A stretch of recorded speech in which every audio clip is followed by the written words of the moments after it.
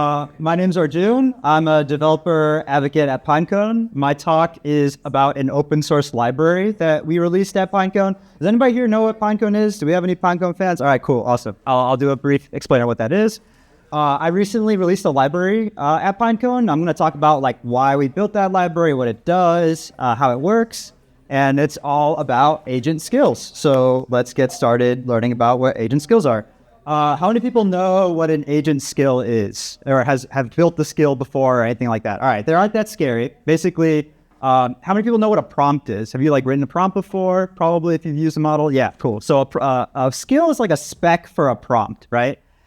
You can specify a skill with a name. You can write a description, which is made available to a coding agent that is invoking the skill. And you can attach a set of instructions that kind of acts like a recipe. So you're telling the agent, hey, whenever you have a situation where you would want to use a skill, you're going to follow the set of instructions. And sometimes the skill can come packaged with scripts that help you do certain manipulations that are fairly deterministic, but they kind of let you provide a natural language layer over that sort of interface. For example, I made this PowerPoint using a PowerPoint skill. I did not make this PowerPoint by hand. So it's pretty awesome to build these types of skills. And a lot of companies like mine, the developer tool companies, want to build skills to give to people's agents so that they can use our platform a lot better. So if you're trying to build something on top of Pinecone yourself, it's going to be a little difficult because you have to know the exact SDK to use, the APIs to hit. But if we give you an agent skill and we say, hey, use this prompt and we'll distill our knowledge about how to use our product into the skill, you can activate kind of faster. And that's kind of the motivation for building really good skills. By the way, if you don't know what Pinecone is, we're a vector database. We're a product that people build on top of in order to build things like semantic search, retrieval augmented generation, chatbots that have access to data, or multimodal search, or any sort of things like that. If you're interested in that, I can talk to you about it later. Most of this talk will not be about Pinecone, though. So a few more information about what skills are good for, like why would you build one? So if you want to capture domain expertise, so let's say you work at a company and you're responsible for creating social copy that has a specific style. You can document that style inside of a skill and help an agent create that copy for you. Or if there's a certain set of transformations you want an agent to always do when it encounters a certain kind of data, like processing PDFs or something like that, you can encode that inside that document. Any sort of repeatable workflow. So whenever you want an agent to invoke a process, but you don't know when that process will happen, this is a good way to use a skill. So you document the process inside the skill. There's a deterministic way of doing it. And then the agent can kind of figure out when that process should be invoked.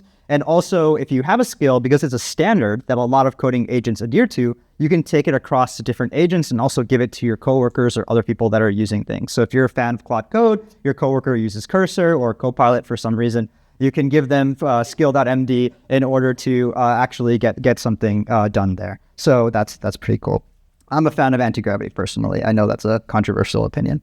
But skills are really hard to keep working. So you can think, I work at a developer tools company. We release SDKs every couple months, right? So every time we release a new SDK or a new feature, we have to update the skill in order for it to know how to use that new feature. But whenever you update a piece of software, you need to understand what the pre-existing piece of software was able of doing. And there's no concept of that, of skills, right? When you're building regular software, you can write unit tests or you can write end-to-end integration tests, but there's not a concept of testing for skills that's rigorous that allows you to say, if I add this new line or this new instruction set to the skill, is it going to lose the capability that I gave it prior? So maintaining skills, just like maintaining documentation, is really hard, and they can rot over time if you don't have any sort of way of understanding what capabilities existed before. And if you're developing new capabilities for your SDK, or if you have a new piece of knowledge you want to add to the skill, or if the agent itself updates, so if the cracked Claude code engineers release another release like they do literally every single day, you want to know that the skill will still work, right?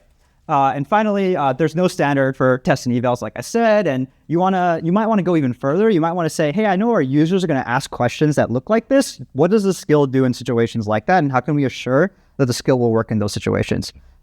On top of that, if you're working for a company that services a lot of different coding agents, you need to make sure that skill will work with respect to every single coding agent that people are interested in. So now my job becomes sitting down, running the same exact skill against 5 different coding agents in 5 different folders. And I have to make sure that each agent doesn't peek at each other because they do that. And you want to make sure that they're not cheating and all this sort of stuff. It gets really annoying really quickly.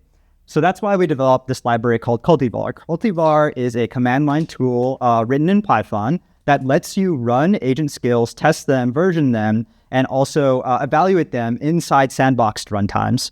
And that has a couple of nice properties that I'll talk about in a few minutes. But the way it works is that it's a command line tool. You create something called a task. You run those tasks against your agents. So tasks are kind of like tests here, natural language tests here. And then you can evaluate the result of the agent running a task evaluate the result of an agent running a task against a set of criteria. So why is that nice? What are some other things you can do once you have that type of construct? Well, let's say you're writing documentation. You can compare whether your skill is going to use less tokens or results in correct code faster than if you passed in a whole docs page. So you're not copy pasting docs pages anymore. You can also run a baseline. So you can say, hey, I want to give an agent access to the skill I wrote, and I want the same agent to run in a different runtime without the skill. Is the skill actually improving the outcome that the agent is supposed to be doing, or is it just creating more clutter inside of the context? The nice thing about having a library like this is that you can specify an abstraction for what an agent is, and then you can build a bunch of those abstractions to allow for a bunch of different runners. So we support Claude, Copilot, and Gemini CLI. I know Gemini CLI doesn't exist anymore. I'll fix that in a second. And you can run the same exact tasks against all of these different models instead of having to invoke each of the agent runners manually and then run that task inside. And the biggest selling point, and one of my favorite features, is that you can actually run these locally or you can run these remotely in sandboxed execution runtimes. And that's really nice because let's say I want to know how often an agent with a given skill and a task will succeed. I could run it one time on my computer, but I have to wait for that agent to complete before I can clean the place that it ran and run it again. But if I run it in a sandbox runtime, I could run it 10 times, 100 times, 1,000 times in parallel, not on my computer. And then I can have an estimate of how often that agent will pass at the task because I'm running it in independent trials, basically over a scalable runtime. And we use Modal to do this, and Modal is really awesome, not sponsored, hashtag not sponsored, but it's really, really great to use. So I'm going to go over how to use Cultivar again. I have a live demo later in the talk. So first, you're going to design a task. So you're going to write down your intent. So what is the prompt you want the agent to start the runtime with? You're going to define your ground truth criteria. So this is a natural language block that's going to describe what success looks like and what failure looks like.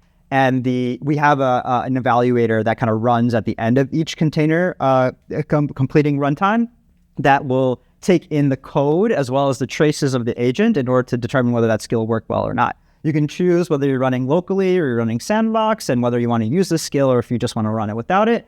You can analyze all of the traces that are kind of getting pulled back. So if you're really curious as to why an agent failed with a certain skill or why it was succeeded without a skill, you can step down into that and see. And then you can automatically grade those reports using an LLM grader. Although you want to make sure that you're calibrating the grader before you actually just fire something off. But well, the inspection of the reports allow you to determine if the grader itself is calibrated. So it's a full testing suite for your agent skills, which is pretty awesome. It didn't really exist before. So we're going to go deep on specifically what tasks look like. I have a task I'm going to show you, which is a real problem that I had at Pinecone.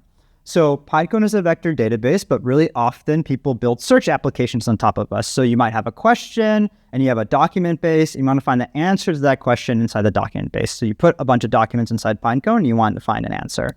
But sometimes people want to do something called keyword search. And this is a really big requested feature for us. We support semantic search natively, but we didn't support keyword search for a long time. The difference between semantic search and keyword search is like, semantic search would be like, I could say something like, how do I implement this retrieval augmented generation thing on my code base? And I'm asking kind of a question.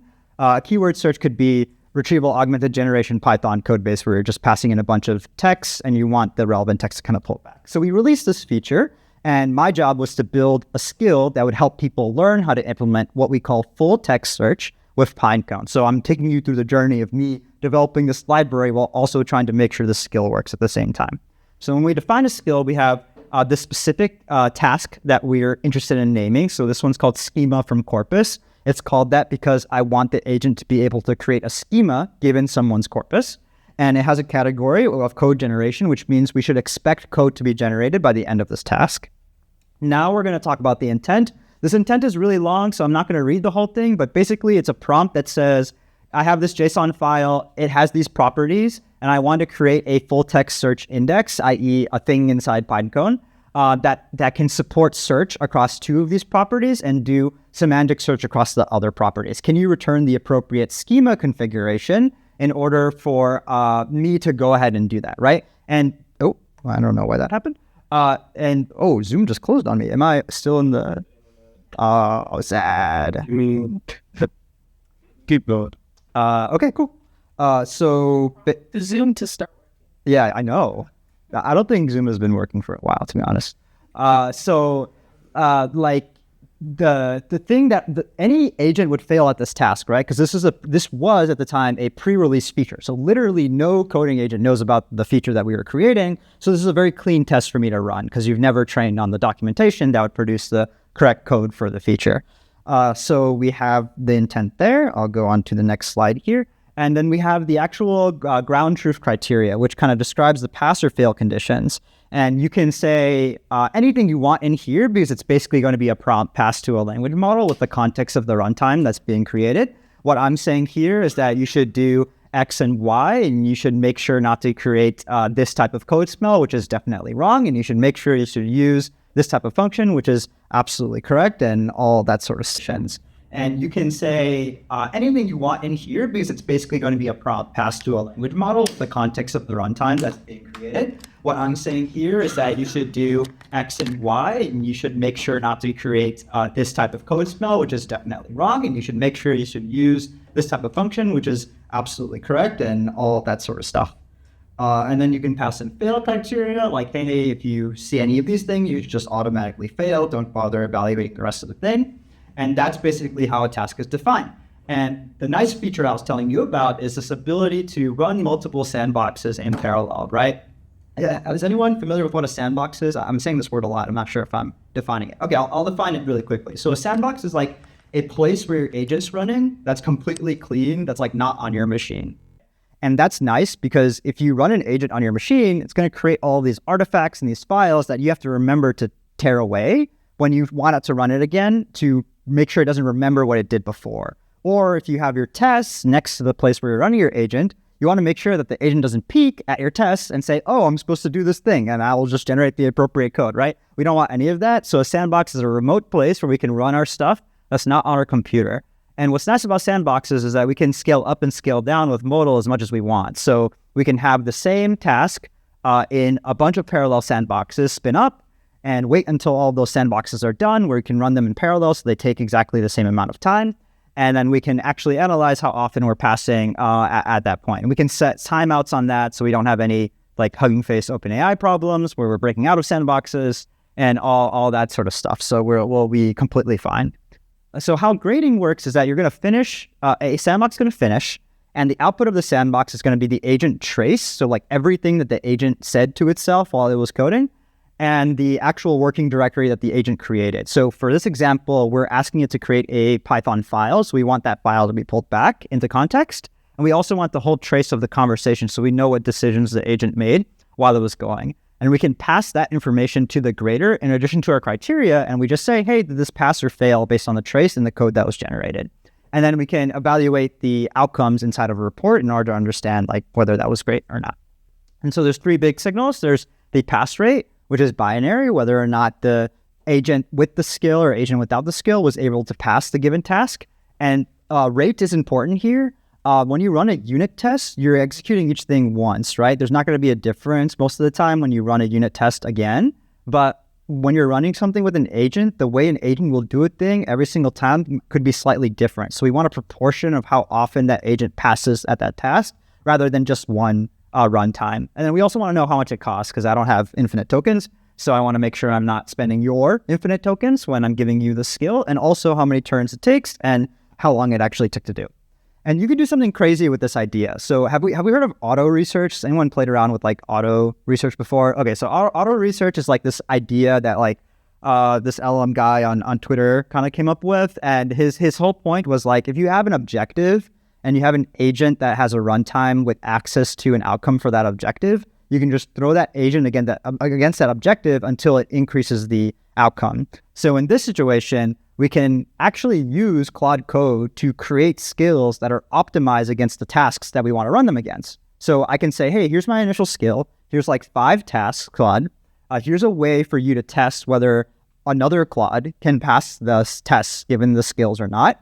Just keep iterating with these sandboxes until you edit the skill enough so that it actually passes all of these tests. And that way we get kind of a loop, right? Where we can run, we get grades from the tasks back, we read those grades, and we can edit the skill, and we can repeat. And we can go in this kind of loop until we get an optimized skill that's great for agents to use to pass on whatever we need to do. Okay, so I wanted to give you a demo, but I'm not sure I have internet anymore, so I don't think I can actually show you what the demo will look like. But let me show you instead what the output of running this several times will be. So if you run this command, you're going to get this neat little report that'll show you what the pass rate is. So I ran 10 sandboxes here. I ran 5 with the skill and 5 without the skill. So we can see that with skill passed 5 out of 5 times. Average duration was 53.7 seconds.